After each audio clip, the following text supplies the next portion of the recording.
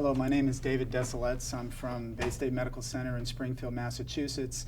As a newly appointed member of the editorial board of gastrointestinal endoscopy, I've been asked to interview Phillip Lum here on my right, who's from the MD Anderson Cancer Center in Houston, Texas.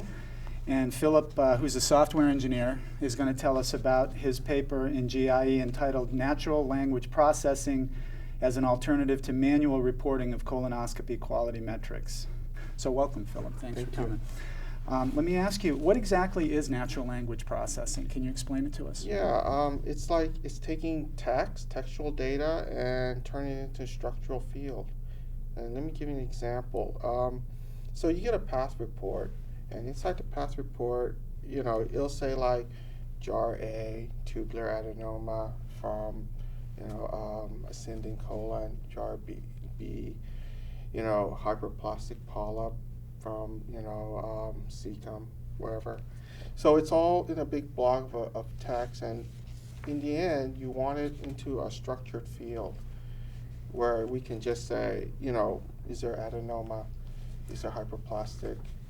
So by structured field, you mean something that someone can search or that a computer can search? Yeah, you can easily search. Imagine if you had an Excel file, and at the top row you say adenoma, you put a check mark.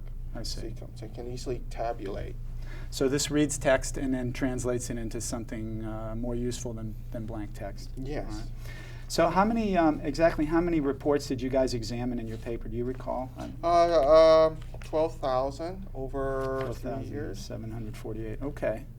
That's a lot of reports. And did you do manual data extraction on all of those, or just a sample of them?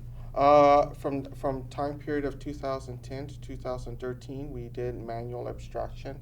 I didn't do it. I think our head of endoscopy, Dr. Ross, was doing this on his spare time.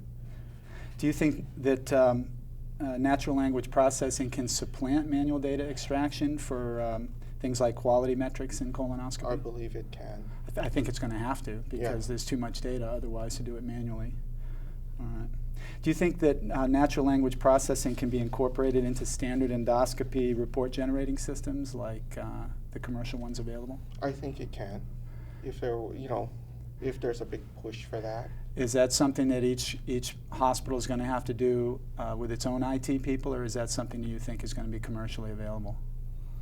Long term, it could be commercially available. So the way I understand it, as quality in endoscopy becomes an increasing part of what we do and what we have to measure, things like adenoma detection rate become increasingly important. So what exactly was the accuracy in your study?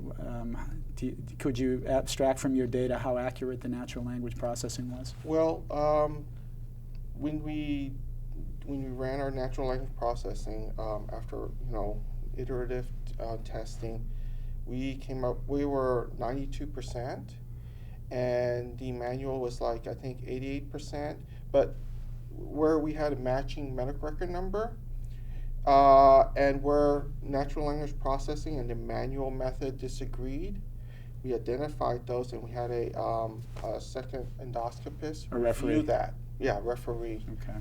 So that's how we came up with our number. I see. Well, I want to congratulate you on an excellent paper. It reads well. It's really it's a good study, and I'm hoping that it will advance the field of quality in endoscopy. I really don't have any more questions. Do you have any? Yeah.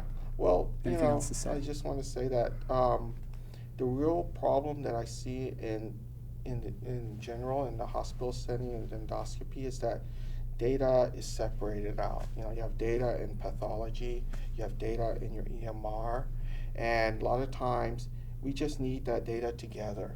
Right. In a format where we can query, we can make use of it. Right. That's the thing. Yeah, I see. And in places where people still dictate their endoscopy notes, the natural language processing is going to be crucial to abstracting that data and pairing it up with the pathology reports. Yes. Yeah. All right.